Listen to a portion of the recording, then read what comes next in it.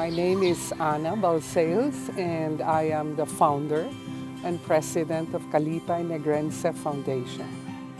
I was born and raised here, so I did know what Negros was. The life here in Negros was wonderful. And my father always considered Negros paradise, and for me it was paradise. My father is from Barcelona, Spain, and he met my mother in Spain. And eventually, after they got married, they moved to the Philippines. But then I ended up moving to Spain and working there for 20 years. But my parents were still here, and I made a promise to them that I would always come back one day and take care of them.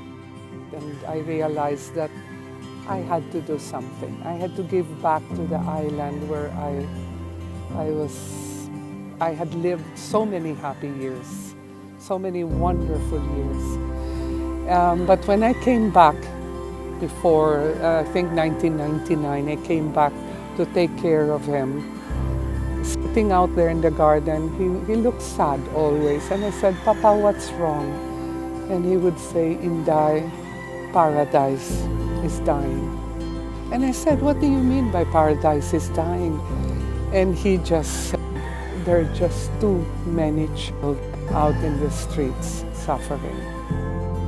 So my father had passed away, and I said, "I think it's time for me to do something and make a difference here." Never did I ever think that it would have something to do with children. Well, it really started one dark, rainy night. That's a very famous phrase Kalipay has. It all began one dark, rainy night, where a couple who had rescued some children cried for help, sent an SOS message. And when we got there and I saw the children, I almost broke down and cried right there and then, because I was shocked to see so many little children, toddlers, who were already suffering so many different things. Some had been physically abused, some had been raped, some had been abandoned in the streets, some had been found in the canals or in the garbage can, and they were just there. How can you turn your back to that? It's impossible.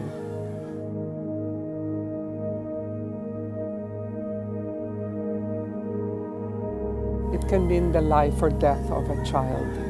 It's a horrible feeling when you see a child die just because we didn't do something. And it happened to me once that the police came to the office and brought 3 siblings.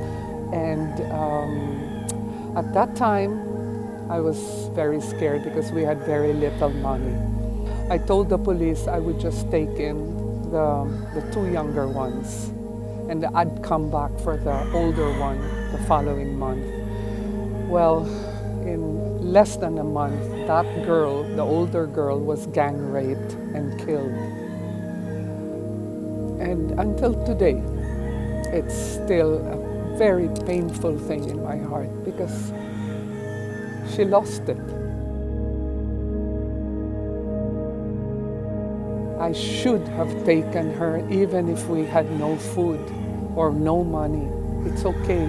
We would have been able to still take care of her.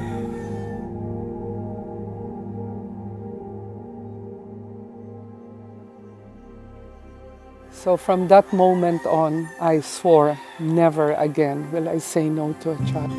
Never again. I will still rescue any child that needs our help. So this is a home. This is not an institution.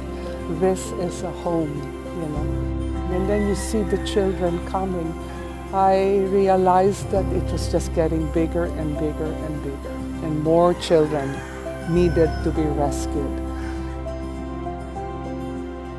This is really, truly a labor of love.